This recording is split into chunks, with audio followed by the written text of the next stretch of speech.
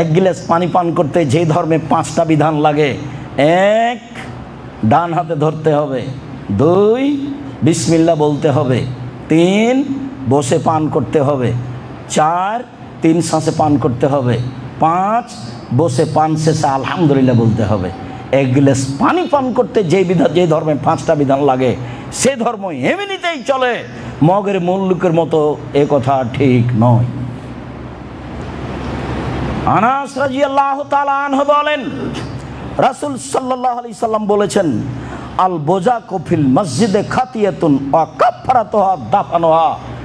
মসজিদে থুথু ফেলা পাপ, গুনাহ, সিকান, থুতু, শ্লেষা, ময়লা, আবর্জনা, আপনার জানা অনুপাতে যার নাম আবর্জনা, যার নাম ময়লা আপনি মসজিদে ফেলতে পাবেন না। আর যদি পড়েই যায় বা ফেলে দেওয়াই হয় তো কাফফারাতুহা দাফানুহা, এই পাপের কাফফারা হচ্ছে তা পরিষ্কার করতে হবে, মিটিয়ে দিতে হবে। আল্লাহ বলছেন ইব্রাহিম আলাইহিস সালামকে, বাপ বেটাকে মসজিদ পরিষ্কার করে রাখেন, যারা তওয়াফ করতে আসবে তাদের জন্য, যারা সালাত আদায় করবে তাদের জন্য। ইব্রাহিম আলাইহিস সালামকে বলছেন আল্লাহ, আর ইসমাইল আলাইহিস সালামকে বলছেন মসজিদ পরিষ্কার করে রাখেন। তাহের বাইতি লিত তায়েফিন, আমার ঘর পরিষ্কার করে রাখেন। এবারে সরকারিভাবে মসজিদ নববীকে পরিষ্কার করা হয়। একটা খেজুরের বীজ আপনি যদি ফেলে দেন সেটা 3 মিনিট পড়ে থাকবে এটা মনে হয় না, 30 সেকেন্ডের মধ্যে সেটা উঠিয়ে নেওয়ার মানুষ আছে। হাজার হাজার লাখ লাখ কর্মচারী মানুষ আছে তাকে পরিষ্কার করার জন্য।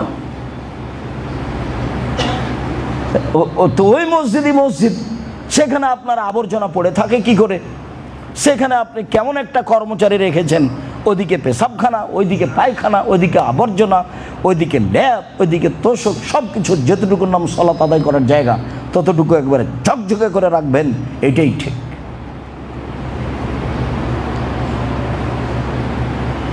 আবু যার গেফারি রাদিয়াল্লাহু তাআলা আনহু বলেন, রাসূল সাল্লাল্লাহু আলাইহি সাল্লাম বললেন, ওরেজাত আলাইয়া, ওরেজাত আলাইয়া আমালা উম্মতি, আমার কাছে আমার উম্মতের সব আমল পেশ করা হলো। হাদিস বুখারী মুসলিম। আমার কাছে আমার উম্মতের সব আমল পেশ করা হলো। ফাওয়াজাদতু ফি মাহাসিনে আমালিহা, আমি আমার উম্মতের সবচেয়ে যেটা ভালো নেকি পেলাম, আমার উম্মতের ভালো মন্দ যে নেকি আমার কাছে পেশ করা হলো তার মধ্যে সবচেয়ে যেটা ভালো নেকি পেলাম, উত্তম নেকি পেলাম, সেটা হলো এই, আল আদা ইমাতানিত তরিক, ওই ময়লা কষ্টদায়ক জিনিস যেটা রাস্তায় পড়েছিল সরিয়ে দেওয়া হয়েছে। মানে রাস্তা বন্ধ করার কোনো কাজ করা যাবে না, এমপি মন্ত্রীর জন্য রাস্তা বন্ধ করা যাবে না, মিছিল বের করার জন্য রাস্তা বন্ধ করা যাবে না, কারফিউ জারি করে রাস্তা বন্ধ করা যাবে না। রাস্তার মান ভিন্ন। একাধিক হাদিস, আফজালুল ঈমান লা ইলাহা ইল্লাল্লাহ, সবচেয়ে উত্তম ঈমান লা ইলাহা ইল্লাল্লাহ, ওয়া আদনাহু মাতাদুল আযানিত তরিক, আর ঈমানের যেটা সবচেয়ে ছোট শাখা সেটা হলো রাস্তা থেকে কষ্টদায়ক জিনিস সরিয়ে দেওয়া।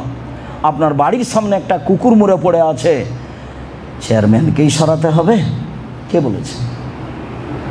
এমপিকেই সরাতে হবে? কে বলেছে? আপনি নিজে সরান, লেবার দিয়ে সরিয়ে দেন।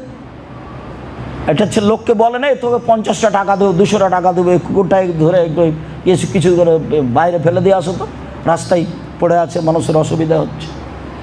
সবচেয়ে যেটা ভালো নাকি আমার কাছে পেশ করা হলো সেইটা কি মনে থাকবে না?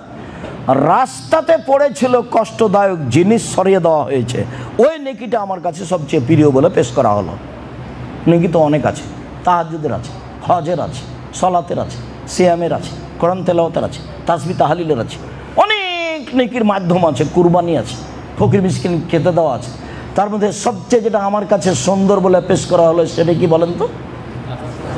রাস্তা থেকে কষ্টদায়ক জিনিস সরিয়ে দেওয়ার নেকিটা আমার কাছে সবচেয়ে ভালো নেকি বলে পেশ করা হলো। মানুষের চলাচলে যেন কোনো সমস্যা নেই না হয়। যেখানে রাস্তাতে সমস্যা হয়েছে সেখানে আল্লাহ রাসূল বলেছেন, এই ওটা তো ডবল করে দাও, বাড়িঘর ভেঙে ডবল করে দিতে হবে, বাড়ি অন্য জায়গায় সরাতে হবে। গন্ডগোল হলে রাস্তা ডবল হবে, যা ছিল তার। এটাই নিয়ম। রাস্তার ব্যাপারে রাসূলুল্লাহ সাল্লাল্লাহু আলাইহি ওয়াসাল্লাম আপোষ করেননি। রাস্তায় যদি চ আপনার প্রাচীর, এই যে আপনার জেলার খবর আমি বলতে পারছি না, নারায়ণগঞ্জ যেখানে জামিয়া সালাফিয়া আছে, রাস্তার শেষ প্রান্তে প্রাচীর দিয়েছে, প্রাচীরের বাইরে গাছ লাগানো আছে, তো গাছটা কোথায় লাগিয়েছে? আপনার গাড়িটা এই তো চলে না একটু পরে, এইরকম করছেন কেন? প্রাচীরের শেষ প্রান্তে আপনি প্রাচীর দিয়েছেন, জমির শেষ প্রান্তে প্রাচীরের বাইরে গাছ লাগিয়েছেন, এটা কি? রাসূল সাল্লাল্লাহু আলাইহি ওয়াসাল্লামের কাছে সবচেয়ে উত্তম আমল যেটা পেশ করা হলো আমলের মধ্যে, সেটা এটা। তারপরে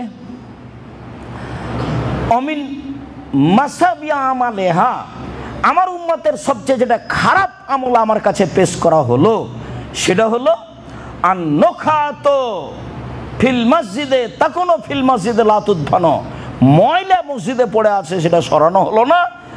উনি জানেন যে এটা ময়লা, তারপর ও নিজে সরালো না, আর ওই গুনাহটা আমার কাছে সবচেয়ে খারাপ গুনাহ বলে পেশ করা হয়েছে। হাদিস কিন্তু বুখারী মুসলিম। আমি একজন অনুবাদক, এখানে মধ্যে কিছু আছে এটা বোঝার সুযোগ নেই।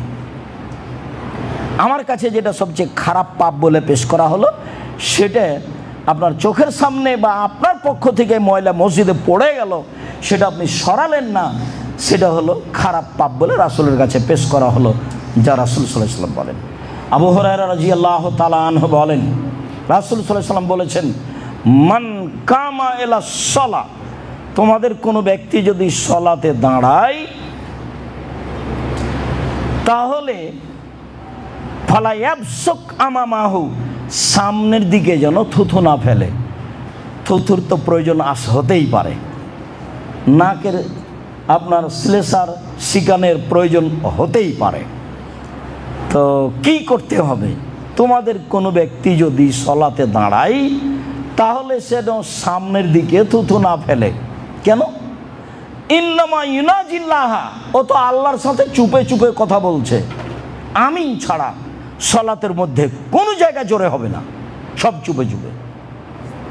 সামি আল্লাহু লিমান হামিদা রাব্বানা লাকাল হামদ হামদান কাসীরান তাইয়িবান মুবারাকান ফি, একজন সাহাবী জোরে বলেছিলেন, তার পূর্বেও কেউ কোনোদিন জোরে বলেননি, পরেও কেউ কোনোদিন জোরে বলেননি, আর এটা সাহাবীদের নীতি ছিল না। তারপরে দুই সিজদার মাঝের দোয়া, আল্লাহুম্মা গফিরলি ওয়ারহামনি ওয়াহদিনি ওয়াআফিনি ওয়ারযুকনি, এটা ইমাম শাফি রাহিমাহুল্লাহর পক্ষ থেকে জোরে বলার কথা আছে। ভারত, বাংলাদেশ, পাকিস্তানে যারা চার মাযহাবের কোনো একটা মাযহাব মানতে হবে বলেই মুসলিম পার্সোনাল ল খ্রিস্টানেরা চেয়েছিল, খ্রিস্টান শাসকেরা, ব্রিটেনের আসা শাসকেরা, তখন এই আহলে হাদিস যারা, তারা বলেছিল আমরা শাফিউল মাসলাকের লোক। ওই সুবাদে এখনও যারা আহলে হাদিস বলে নিজেকে দাবি করে, অনেকেই মনে করে যে দুই সিজদার মাঝের দোয়া জোরে বলতে হবে, রাব্বানা লাকাল হামদ হামদান কাসীরান তাইয়িবান মুবারাকান ফি, এই দোয়া জোরে বলতে হবে। আপনার মনে রাখা ভালো হবে যে আমিন ছাড়া কোনো অংশ জোরে হবে না। কেন? যে ব্যক্তি সালাত আদায় করছে, সে তার প্রতিপালকের সাথে চুপে চুপে কথা বলছে। ইউনাজিল্লাহা, সে আল্লাহর সাথে চুপে চুপে কথা বলছে, কথা আল্লাহর নবী বলেন। তারপরে বলছেন ওয়ালা ইয়াবসুকান ইয়াসারিহি ইয়ামিনিহি, ডান দিকে যেন থুথু না ফেলে। কেন? ফাইন্না আন ইয়ামিনিহি মালাকান, ডান দিকে ফেরেশতা রয়েছেন। তাহলে বাম দিকে ফেরেশতা থাকে না? বিশেষ যারা কিছু করে তারা ডান দিকেই থাকে। আল্লাহ রাসূল তো এভাবে বলছেন, এখন বলছেন ওয়াল ইয়াবসুকান ইয়াসারিহি, বাম দিকে থুথু ফেলে যেন, আও তাহাতা রিজলিহি, পায়ের নিচে ফেলে যেন, ও ফিরাতিন তাহাতা রিজলিল ইসরা, বাম পায়ের নিচে ফেলে যেন। এই পর্যন্ত বুখারী মুসলিম। অন্য হাদিসে এসেছে যে এছাড়াও টিস্যুতে, রুমালে কোনো কিছু ধরে নিয়ে আল্লাহ রাসূল নিজে ওটাকে ধরে নিয়ে ওই কাপড়টাকে একটা আর একটার সাথে চেপে দিলেন, ডলে দিলেন। তাহলে এখন তো যেসব মসজিদে সালাত আদায় করছে টাইলস করা আছে, মাটির মসজিদ যদি হতো তাহলে না হয় আপনি পায়ের নিচে ফেলে দিয়ে ডলে দিতেন। আল্লাহ রাসূল বলছেন সুমাইয়াত ফেলো, তারপর ডলে দিবেন, বাম পায়ের নিচে ফেলে বা বাম দিকে ফেলে পা দিয়ে ডলে দিবে, তো সেটিকাই এখন হবে। তাহলে এখনকার জন্য পথ। আর একটা হাদিস আছে, সময়ের গতিতে আবারও আসবে, তখন বলবো। আপাতত আজকের মতো ওয়ংশ থেকে এইটুকু বলে রাখলাম যে থুথু টিস্যু পেপারে ধরে নিতে হবে।